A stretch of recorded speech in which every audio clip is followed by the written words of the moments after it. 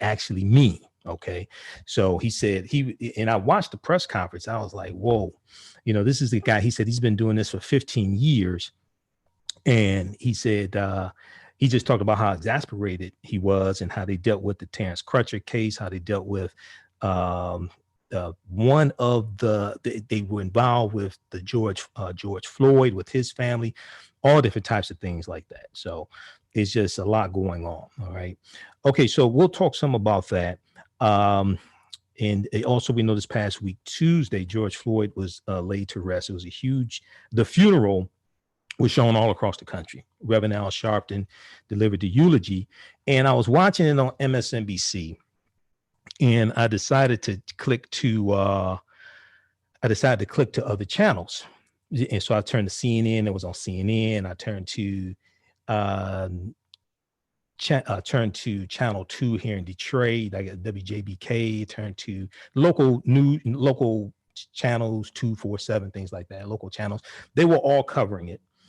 They were all showing the funeral as well. So I don't know the exact number, but millions of people around the country, at least, most likely outside of the U.S. But at least millions of people across the U.S. saw the funeral as well. So we see protests continue. We see we're going into the third week, I guess now, of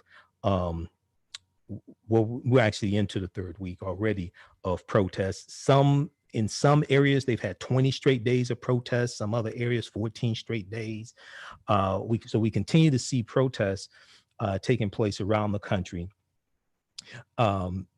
Really spearheaded, not only because of, but spearheaded by the killing of George Floyd. Then we also see Breonna Taylor, Ahmaud Arbery, and then this latest one here, Rayshard Brooks. And the more calls for defunding the police this week. There's more conversation about it, but defining more what that means. And I told you last week, go listen to the show last Sunday, the June 7th show. The June 7th, once again, thanks for all the birthday wishes, because more birthday wishes came in this week. My birthday is June 7th, so I turned 49. So thanks for all the birthday wishes. More people talked about defunding the police, but defining more what that is, what that means.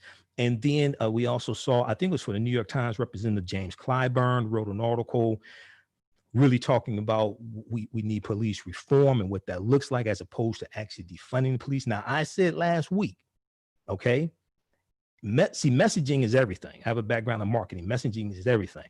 We really should be talking about reducing responsibilities and reallocating resources. Reduce the 4 R's: reducing responsibilities and reallocating resources. Because if you saw this past week, Politico.com had an article which dealt with how Donald Trump and the MAGA hat wearing supporters, and it was an article dealing with MAGA supporters, Donald Trump, but they're launching a campaign called Defend the Police. Defend the Police. Okay. So I said, look, depending upon who you ask, defund the police can mean everything from totally abolishing the police to reimagining a police department and reallocating resources, reducing responsibilities.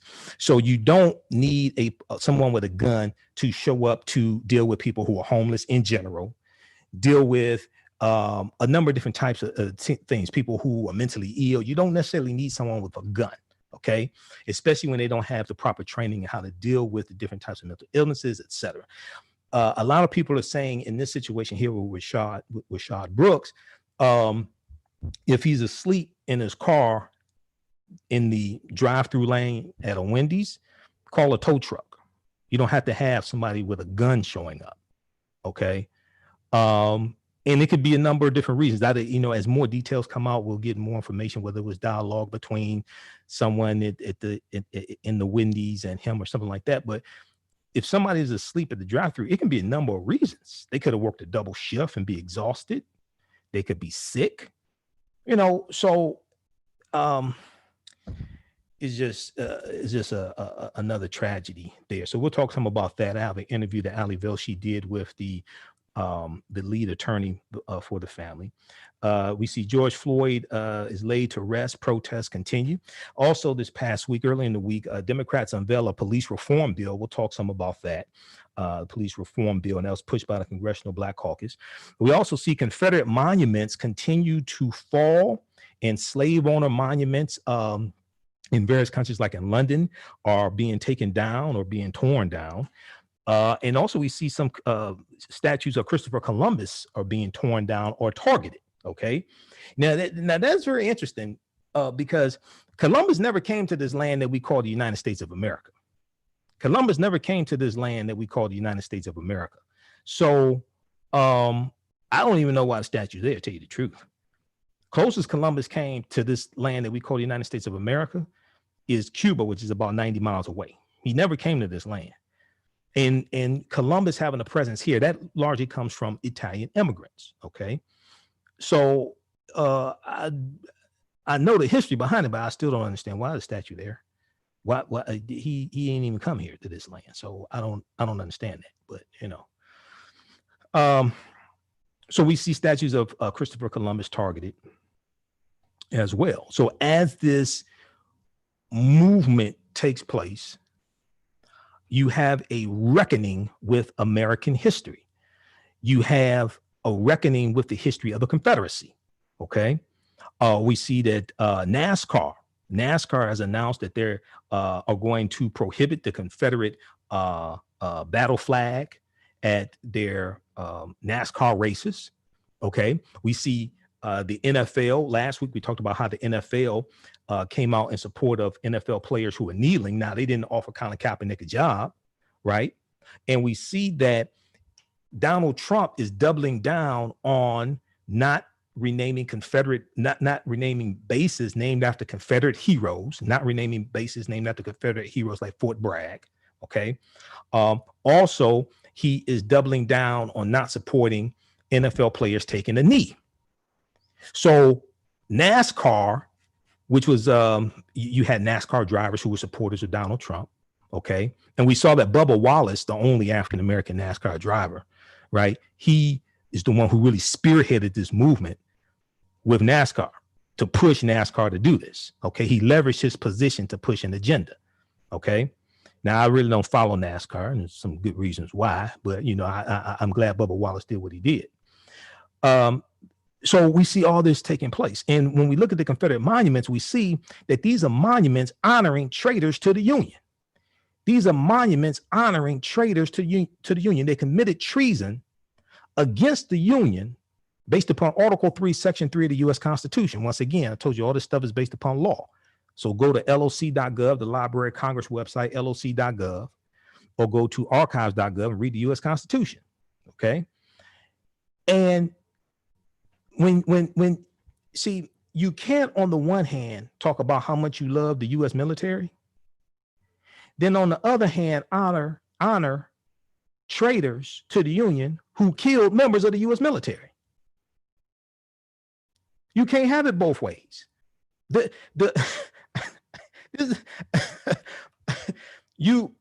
These Confederate on MSNBC Sunday evening, they had on KCDC on MSNBC, they did a really good segment talking about the Confederate monuments that are inside the U.S. Capitol building, and Nancy Pelosi is calling for all those Confederate monuments be taken down.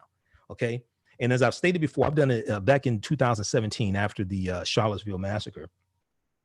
I did I think it was a 2-hour presentation dealing with the whole history of Confederate monuments, right? And most of these Confederate monuments were not erected right after the Civil War ended.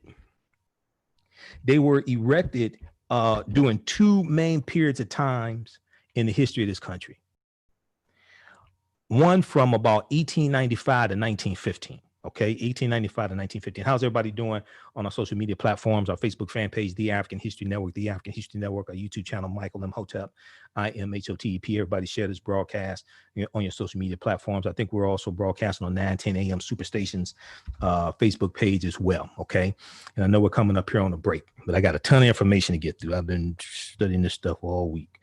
All right, but two main periods of time that you have Confederate monuments that are erected. 1895 to 1915.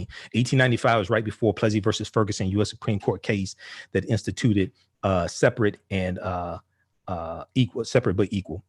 And then from about 1955 to 1970, basically during the civil rights era. Okay. And they were erected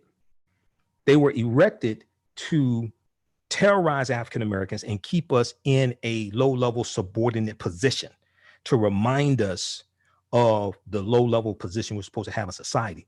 And then when you look at 1955 to 1970, a pivotal period of time in the history of this country is the Brown versus Board of Education U.S. Supreme Court case in 1954, May of 1954. Because when that Supreme Court decision comes down that desegregates education, desegregate schools, you're going to have a number of schools in this country named after Confederate so-called heroes. Okay, a lot of those schools that have the names of Confederate generals and things like this and Confederate heroes, that didn't happen after the Civil War. A lot of that didn't happen prior to Brown versus Board of Education. It was a retaliation to Brown versus Board of Education that you're going to have a lot of these schools named after Confederate heroes. One.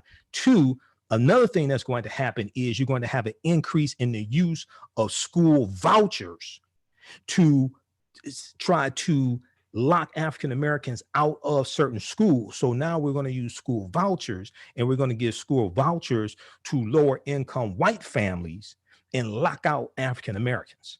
Okay. So we really have to study this history. One of the great things that's happened this past week is so many people are talking about really understanding the history of this country. And this is why I reference the 52-page study from the Southern Poverty Law Center, Teaching Hard History, American Slavery, Teaching Hard History, American Slavery, from the Southern Poverty Law Center.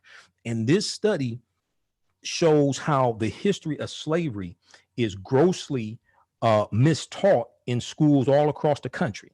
Okay. And they lay out ways that is incorrectly taught, and then they lay out all different types of ways to more correctly teach the history of slavery. If you don't understand the history of slavery in this country, then you don't understand the Civil War. Okay, you think the Civil War is about states' rights, which is that whole lost cause myth, that whole lost cause initiative. If you don't understand the Civil War, then you don't understand Reconstruction. If you don't understand the Civil War and Reconstruction, then you really don't understand the battle over the Confederate monuments, okay, and how this history has been twisted. Countries, I know we're coming up on a break. How much time do we have before the break, JT?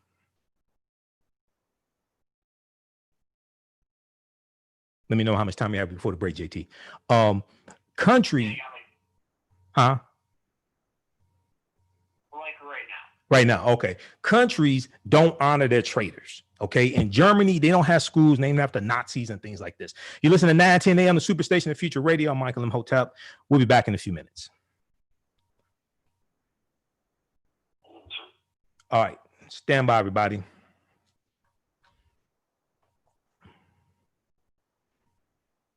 All right, stand by. Hey, we're on commercial break. All right, how's everybody doing? Share this broadcast on your Facebook fan page, on your social media platforms. Invite your friends to tune in also. All right, hey, if you want to advertise with the African History Network, email us, customer service at africanhistorynetwork.com, customer service at africanhistorynetwork.com. The book Black Heroes of Fire, tells a story of the history of the first African-American fire company in Chicago. They were known as Engine Number 21. Black Heroes of Fire introduces and describes the background of the members of Engine 21, Chicago's first organized paid African-American firefighting company. They is written by author DeKalb Walcott Jr. It's available right now at Amazon.com, Black Heroes of Fire, or the website blackheroesoffire.com, blackheroesoffire.com. So today, a lot of people are looking for all different types of healthy products to use. Sage and Elm Apothecary.com designs over 60 different beautifully handcrafted soaps, natural toothpaste, hydrating oils, deodorants, face masks, shampoos, conditioners, and so much more. They use simple ingredients such as whole fruits, herbs, and vegetables. Each product crafted offers a unique plant-based experience. Visit their website, sageandelmapothecary.com, APOTHECARY. And you can find out more about their pop-up shops and upcoming vending events throughout the year. Use promo code AHN Spring 20, AHN Spring 20, and get 20% off your entire order. Let them know you found out about this from the African History Network. Now, as people begin to start traveling again in various ways, maybe by car. Okay, I think we're back from the break.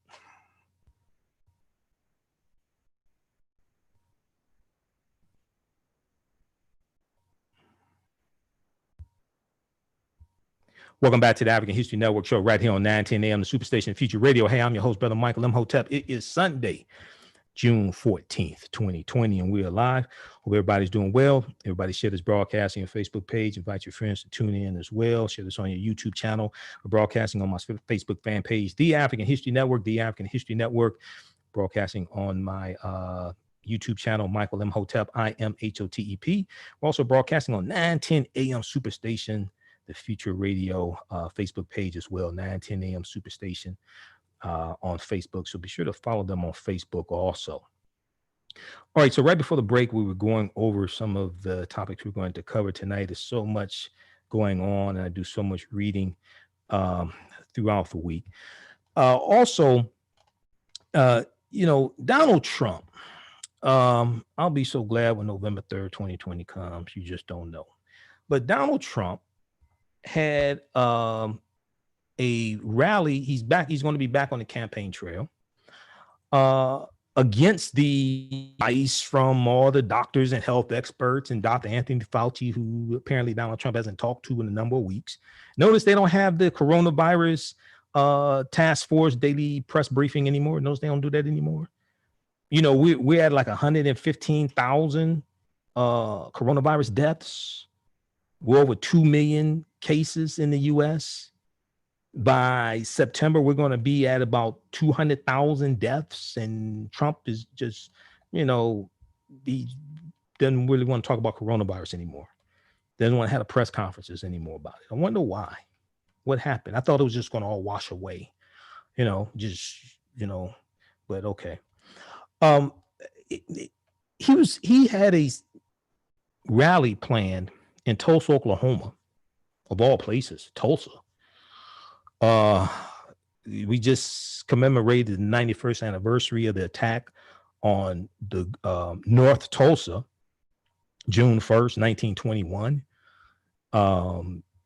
You had about 11,000 or so white people who came in 6:55 a.m. attacking African Americans, shooting them, killing them, burning down their houses, burning down their buildings. And it's in North Tulsa that you have the historic Greenwood district where you have Black Wall Street. But he had a rally scheduled for June 19th, Juneteenth of all days. Okay, Juneteenth is the day where African Americans commemorate General Gordon Granger going into Galveston, Texas, delivering General Order Number 3, June 19th, 1865. This was 2 weeks after the Civil War officially ended, June 2nd, 1865. And this was 2 years after the Emancipation Proclamation was delivered, January 1st, 1863. Contrary to popular belief, the Emancipation Proclamation did not free the enslaved Africans. So we need to stop telling that lie to our children. That's not what freed the enslaved Africans. It was the 13th Amendment after the Civil War. It wasn't the Emancipation Proclamation. I'm sorry. No, it was not. But he had a rally planned, and he got so much backlash. One, he's going to Tulsa, Oklahoma. Two, he's going to have it on Juneteenth. So he changed it to June 20th.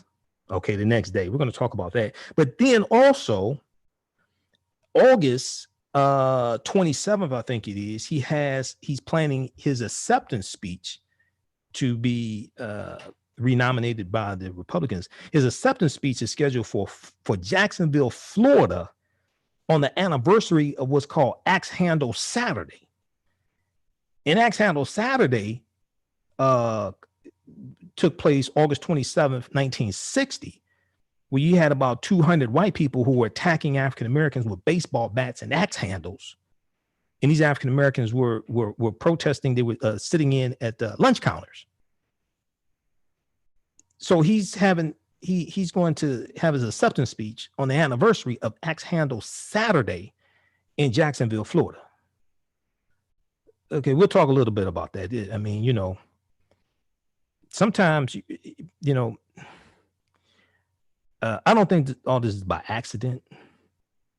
And sometimes you have to do a lot of planning to have a coincidence. Okay. Joe Biden had an op-ed article for the USA Today that I read, a really good op-ed article.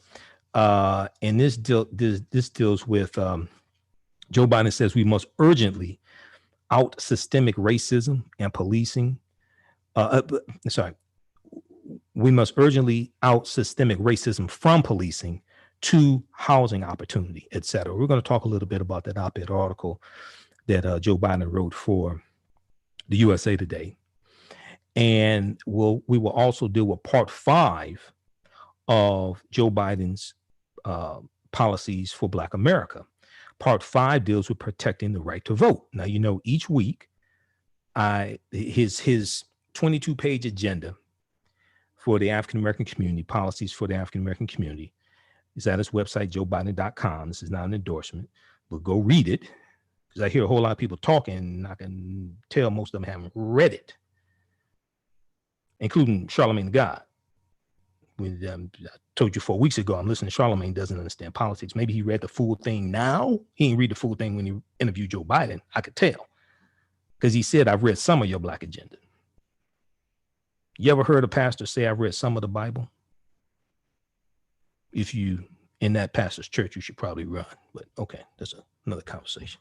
But anyway, we'll do a part 5 of Joe Biden's plan for Black America, protecting the right to vote, protecting the right to vote. So each week, his 22-page agenda, almost half of it, pages 2 through 11, deals with economic empowerment. So when I hear Charlamagne say we want policies dealing with economic empowerment, I'm like, okay, you know, did you read it?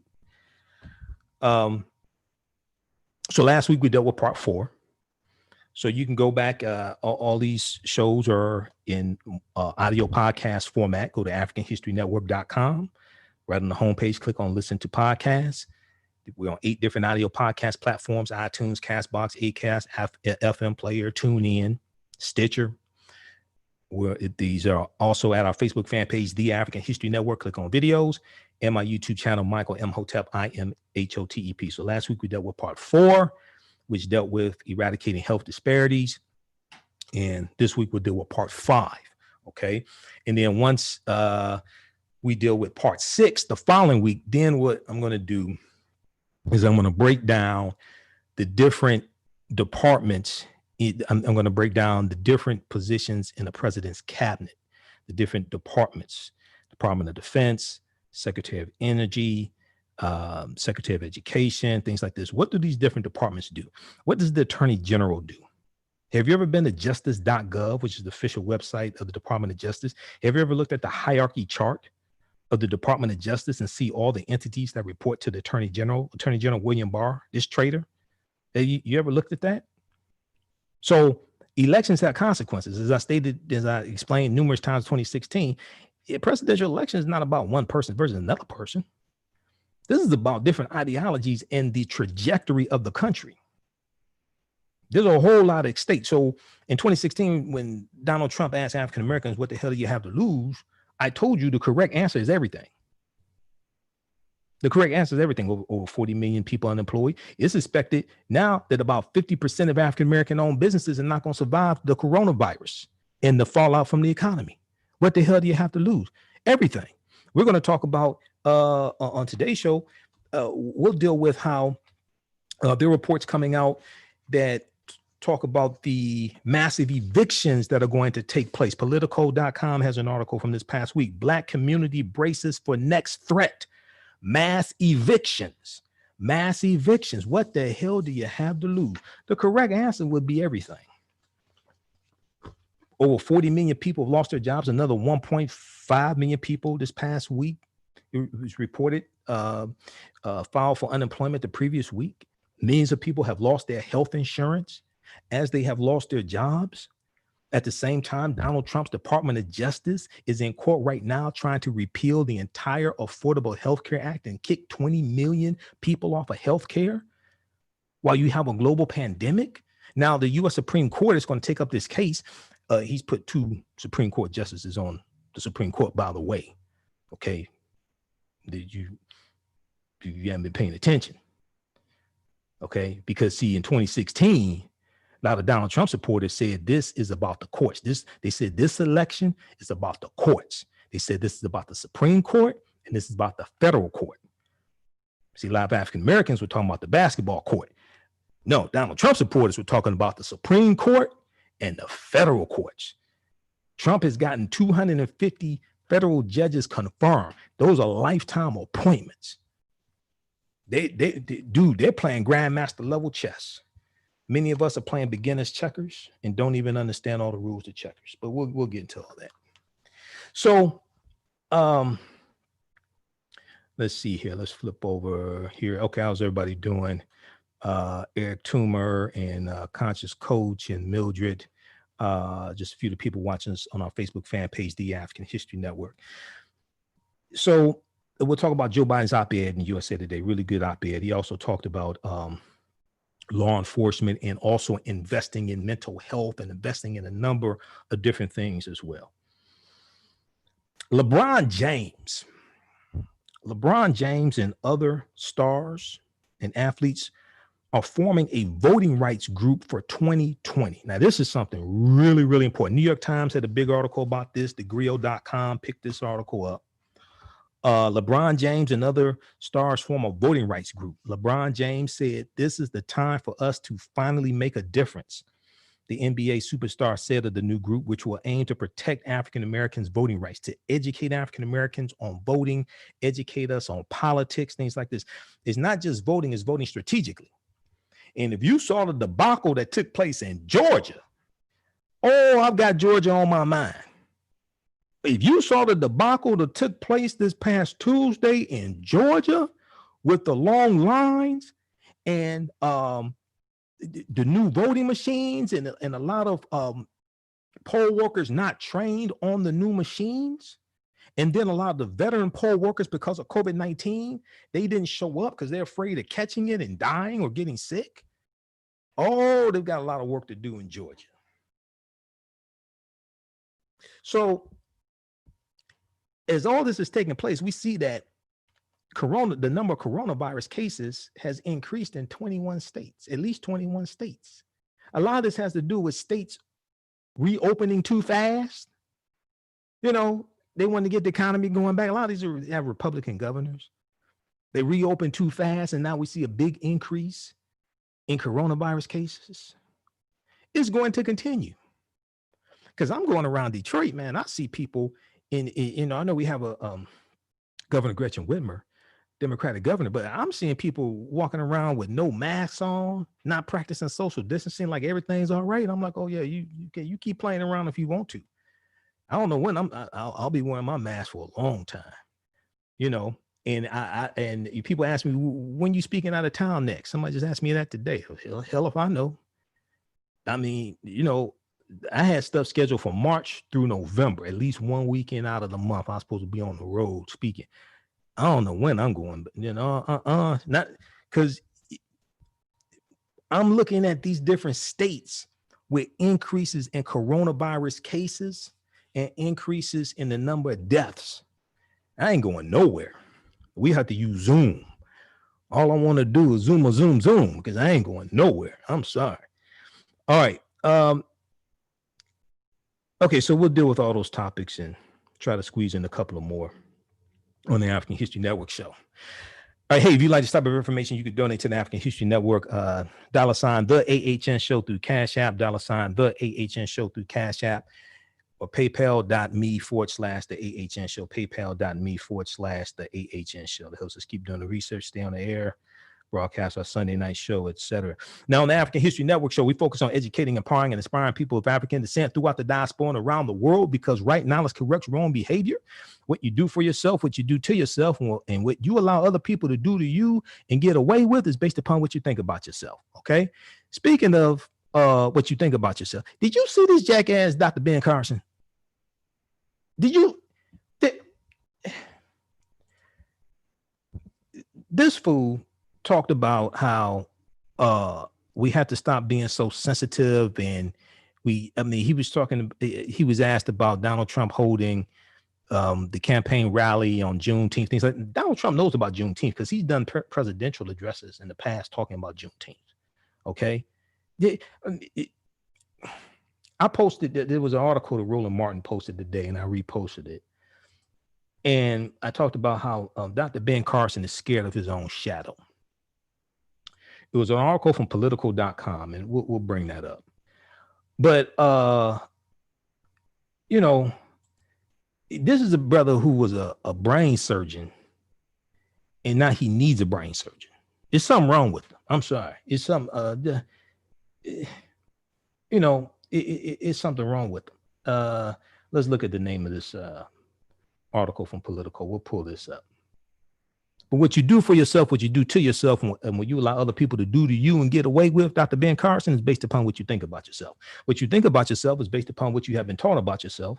What you've been taught about yourself is based upon everything you've read, heard, and seen about yourself. Now, when you control the radius of a man's thoughts, you can control the comforts of his actions, because the mind can't do or teach what it doesn't know.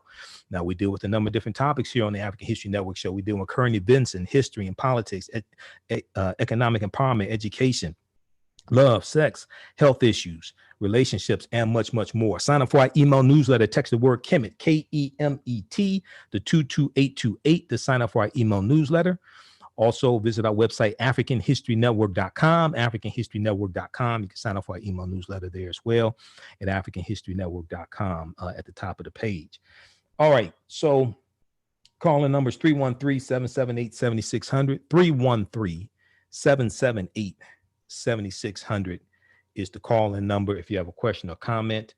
The article from Politico.com, U.S. needs to stop being offended about everything, Ben Carson says. Okay, U.S. needs to stop being offended about everything, Ben Carson said. You could go read that. I mean, you know, just some brothers, you know, you just wonder what happened to them. What, you know, black girls didn't like you in school. What was it? I don't know. You know, speaking of black girls we don't like. Did you see the Dave Chappelle special, 846? You see that? Do you see what he said about Candace Owens?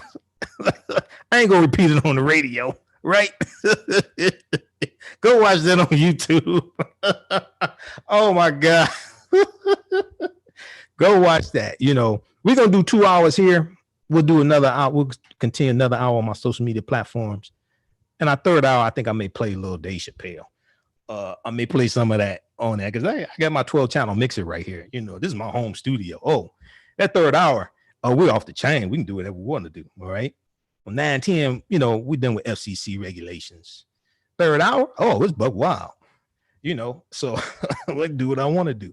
But anyway, go watch that Dave Chappelle special. Okay. So third hour, I think I may play a little bit. We drop a little bit.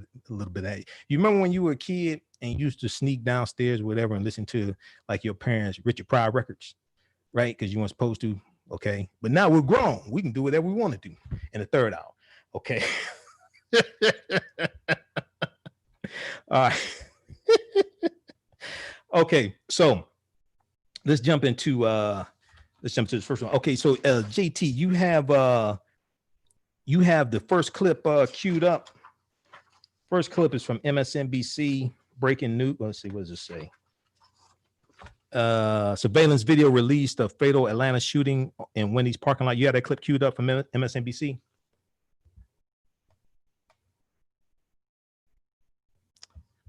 JT, are you there? Yeah, clip one, right? Yeah, clip one. You got that queued up?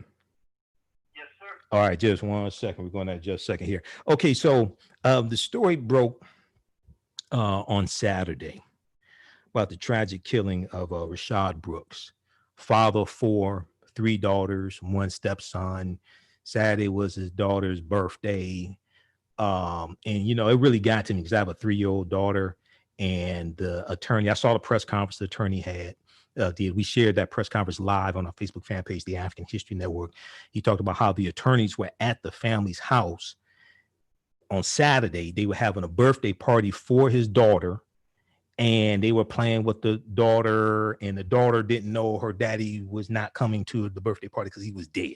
Okay. New surveillance video has been released of the moment Atlanta police fatally shot 27-year-old Rayshard Brooks in the parking lot of a Wendy's restaurant. Atlanta Police Chief Erica Shields steps down as Mayor Keisha Lance Bottoms calls for the termination of the officer involved in the incident. Let's go to this clip.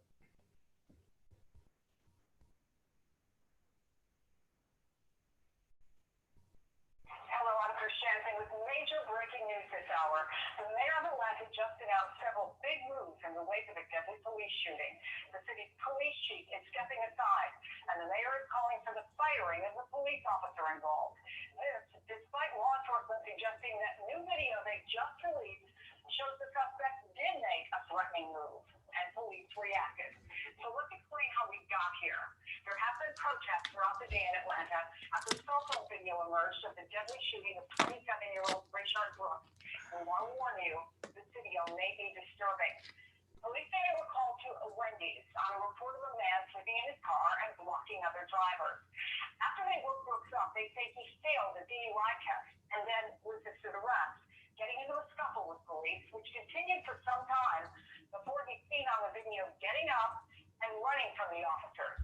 But the Georgia Bureau of Investigation came out just a short time ago to say the video doesn't tell the whole story, promising to release their phone video.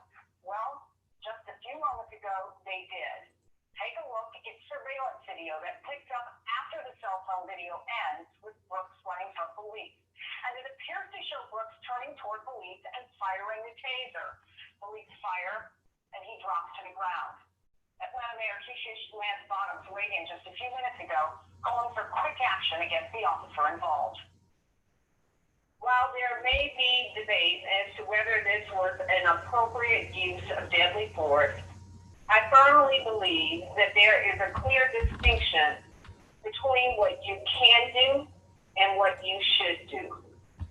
I do not believe that this was a justified use of deadly force and have called for the immediate termination of the officer. The mayor also announced that longtime Atlanta Police Chief Erica Shields will step aside as the city launches, quote, a national search for new leadership. I want to bring in Mark Plastic, director of the Black Law Enforcement Alliance, and Atlanta Journal reporter Marlon Walker. Marlon, let me start with you. You have been covering this. What's been the reaction? I know it's been a very short time, but what are you hearing about the mayor's announcement about both the police chief and the call for the officer to be fired? Like you said, it's still very early on, but a lot of people are in shock. Erica Shields has a great reputation in Metro Atlanta, and a lot of people are wondering what this means at the end of the day. People are still, like you said, it's been less than 20 hours since everything went down at the Wendy's in South Atlanta, so a lot of people are still confused about what's going on. The video was just released. I don't think a lot of people have had time to digest that at this point, but people are still taking in what they saw last night on social media and using that to form their opinion. Let's take a listen to what House Secretary Ben Carson said this morning on Fox News Sunday. Roland, I'll ask you a question on the other side. And I think this is a situation that is not clear-cut, like the callous murder that occurred in Minnesota. And it really requires some heads of people who actually know what should be done under these circumstances to make judgments. We don't know what was in the mind of the officer when somebody turns around and points a weapon at him. Is he absolutely sure that that's a non-lethal weapon? This is not a clear-cut circumstance. Okay, Roland, what do you make of all that? I would say the Secretary of Ben Carson shut the hell up. Okay? You are a neurosurgeon, and you shouldn't be talking about something you have no idea about. This is very basic. Okay? You saw a scuffle there. You, as police officers, you should not be firing at the one who's running away. Michael Slater is in federal prison right now because of what he did to Walter Scott. And there's another example as well. In Georgia, the law, a taser is not considered a deadly weapon. And it was a taser. The guy's running away. You have his car, you have his license. You can arrest him. And this is what people, for some reason, I don't understand why it's so hard for Pete Carson to say, oh, we'll go into the officer's mind. This is simple. Dude is running away. I can catch him later. I can arrest him later. You can't revive him later. He's not Lazarus, and you're not Jesus. Yeah, you make a good point, Roland. In fact, had he run away, yes, with the taser, which for the most part is a non-lethal weapon. I guess it could be if it was used in extreme ways, but nonetheless, I mean, Ben Carson saying the officers didn't know what kind of a weapon he had. Well, yeah, they did because he took their weapon. But the fact is that had he, let's say he'd gotten in a car and made it home, he had his address, right? They could have even been there waiting for him when he got home to say, all right, let's go. And so this is the other thing that is important about we want to start the conversation with the scuffle. But you have to go all the way back. Okay, you're in Floyd, and you're calling the cops because the guy is sleeping in his car in the drive-thru. I'm sorry, but somebody has walked out and, sir, yeah, when you wake up, you're blocking the line. No, don't do that. John Palmer III is dead right now because somebody swatted him. He has an air rifle in the Beaver Creek, Ohio Walmart. And someone said, oh, a black guy's waving a gun. An air rifle that was sold at Walmart. And so this is the deal for black people. You're getting afraid when the cops are called because you might end up dead. Virginia Powell, St. Louis, she'll get to my ground. A young man who mentally challenged in Dallas. Mom calls the cops. He's playing with a screwdriver. And the cops say, don't put the screwdriver down. He's not charging them. 30 seconds later, he's dead. So that's why black folks are scared to death for the cops to call because he may not get detained or go to jail. He might end up having a funeral. Gosh. All right. And that was the end of that clip. Yeah. So Roland Martin was in that clip also. That is from Saturday, June 13th, 2020, MSNBC. That's at msnbc.com. Surveillance video released of fatal Atlanta shooting in Wendy's parking lot. Police chief steps down. And if you follow us on our Facebook fan page, the African History Network, we share Roland's daily digital show, Roland Martin Unfiltered. I used to guest host Roland's nationally syndicated radio show. That's how I connected with them. So Roland has a lot of good information. So when I first heard the story, before the press conference took place, before the Saturday press conference with the attorneys for the family, I'm hearing the story and I'm hearing there was a tussle, and then he gets one of the officer's tasers and runs away, turns around, shoots the taser. Okay, a taser in the state of Georgia is a non-lethal tool, a non-lethal device. And in a lot of states, it's a non-lethal device because the police say it's a non-lethal device. So when I first heard, the first thing I'm saying is, wait a second, it's a non-lethal device. It shoots out a probe that's on wires. It shoots out maybe 20, 25 feet. So the police just have to step back. They know the capability of the taser because it was one of the officer's tasers. So I'm saying you respond to a non-lethal device with lethal force. And that right there, I'm like, no, there's something's wrong with that. No. So we see the one officer who did the shooting. That officer has been fired, Officer Roth. Let's look at the USA Today. How's everybody doing? Once again, the calling number is 313-778-7600. 313-778-7600 is the call-in number if you have a question or comment. JT, we have any callers? Yes, so let's go to Joe on line one. Joe, hey, Joe, line one. Thanks for holding, Joe. Welcome to the African History Network show. Tell us where you're calling from, Joe. Detroit. Okay, go ahead, Joe, with your question or comment. Okay. Yeah, good evening, Mr. Michael. How you doing? We're living in historical times right now. We have seen a black president, and now we see something done with this racial stuff. And it do two things. Blacks on white people. There's no white people out there marching and black people. When white people talk to politicians When black people talk to politicians, they don't listen. Black lives will matter now. George Floyd was the straw that broke the camel's back. Hey, have a good one. Okay, Joe. Thanks for calling, man. Keep listening. And see, Joe's straight to the point too. I like that. My man. Because some people, they, I'm just, we love all our calls. Some are a little more loquacious, but Joe's straight to the point. When you see, here's the thing. He said when white people, something to the effect, when white people march, elected officials listen, you have to, it's not just marching. If you go back last Sunday show, I played the clip from President Obama from the town hall meeting that my brother's keepers had.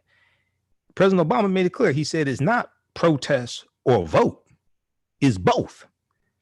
You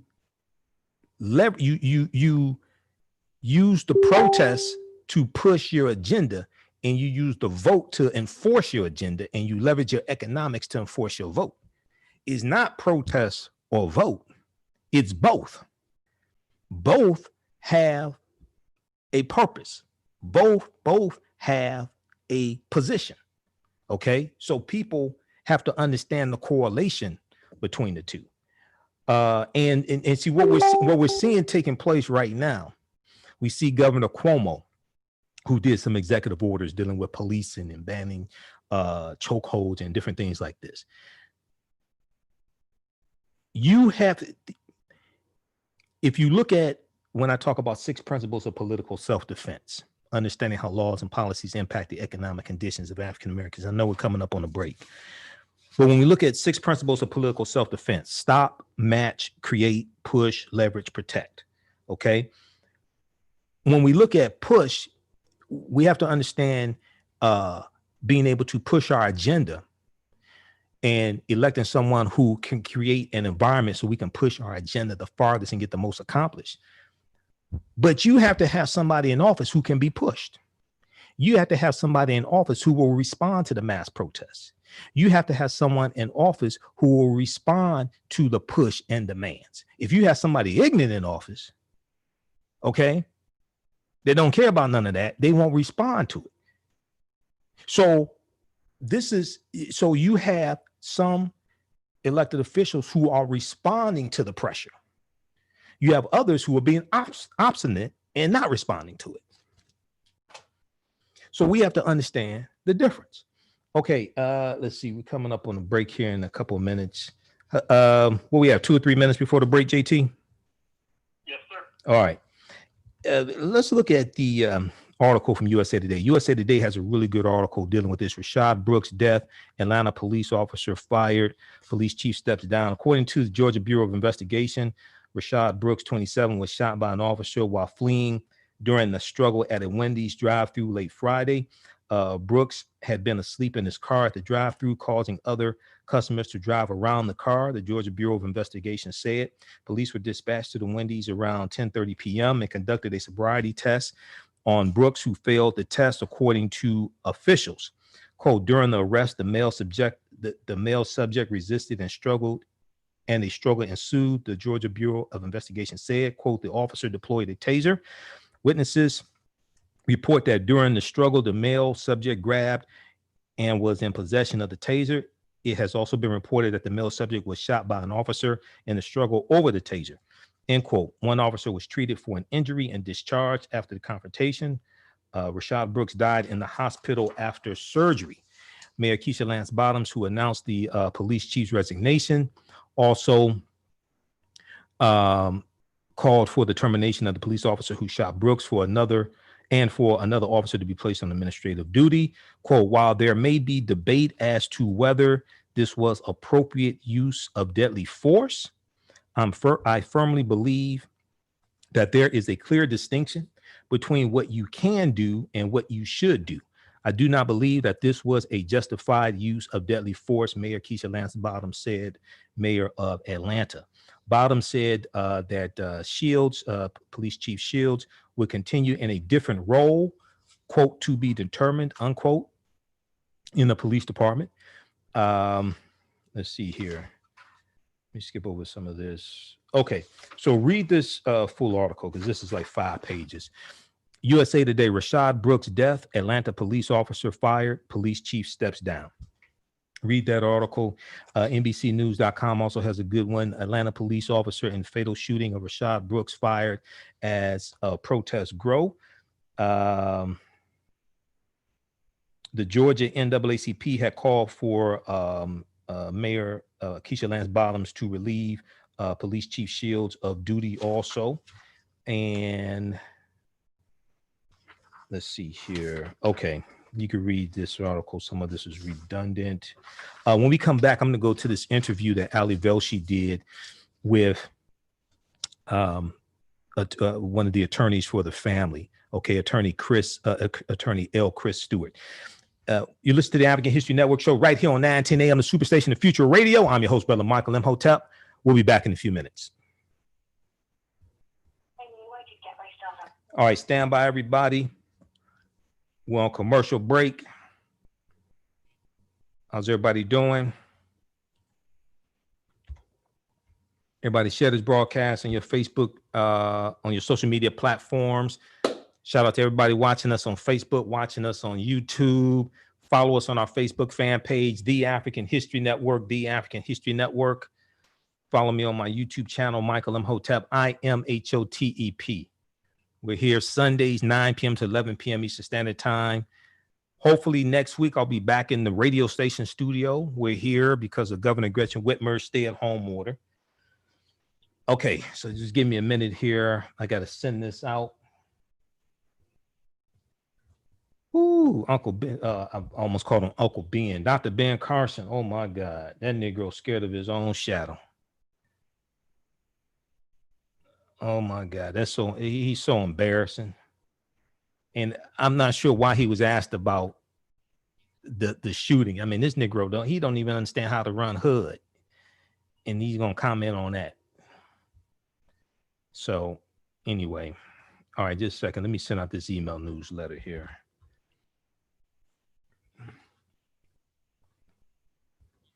Running behind schedule.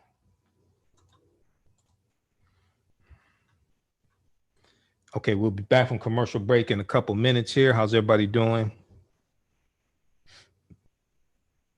Okay, so we have a lot to talk about, man. We've got LeBron James putting together this organization to help educate African Americans on voting and politics. British protesters throw slave trader statue into river, and other stunning global protest moments. We've got a lot coming up. Oh, hell.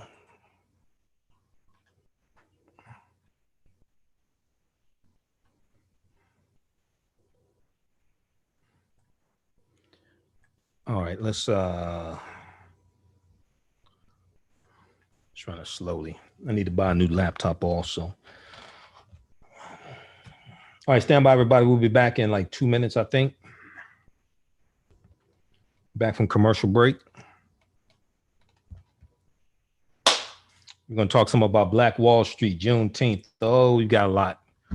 We got a lot of information to cover. Because I'm so busy during the week working, I don't have time to do a lot of weekly broadcasts.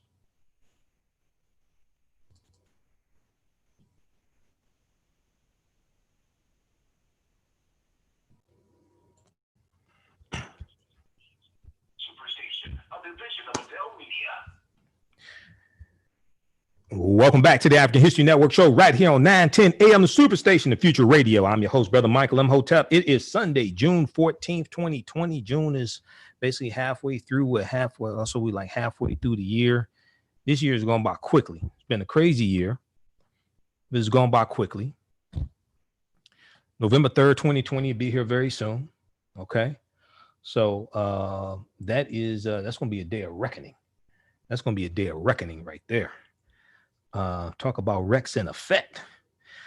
So right before the break, we were talking about the tragic killing of Rayshard Brooks down in Atlanta. I gave you some articles to read. Check that out. I'm I want to go to. I have some updates here. I've been reading the updates from the New York Times. I read Washington Post, New York Times every day.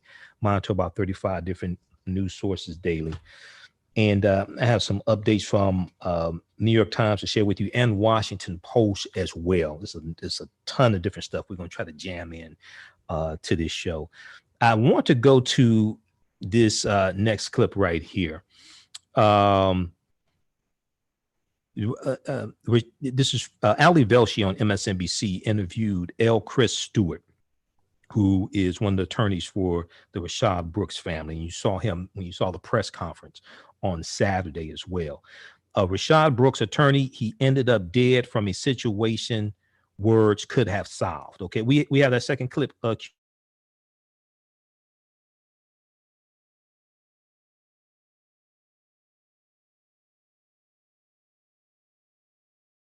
Queued up, JT. I got some clip. Queued up clip. The Congressional Black Caucus. Representative Presley, good to see you. You were hoped to be on the show, and I'm grateful for it. Before this happened, I did not expect to be talking to you about another black man dead at the hands of police. And I cannot overstate this enough. The phone call was for a man asleep in his car. We see 25 minutes of peaceful interaction between him and police, but it begs the question, why are we calling police for these things? Why are armed people responding? Why, if they have his car and his license and know who he is, did he need to be in handcuffs? When I grew up in Toronto, when they pulled somebody over for drinking, they gave him a taxi chip to get home. Why does this happen this way? I'll just say that to wake up to this news again, and just yesterday was a vigil in my community mourning the lives of two black trans women. It just is a fire hose that we're drinking from daily of insult and assault and devastation. Black folks are gutted. We are exhausted. I think every day about my 11-year-old daughter and how I would like to pass along to her generational wisdom and wealth and joy instead of generational fear and trauma. And so we're gutted and we're exhausted, but we are resolved. This is a tipping point. I want to ask you about something you said, and I think it's something that a lot of allies to the cause are struggling with, in that this is not a few bad apples. This is a systemic problem. You said it will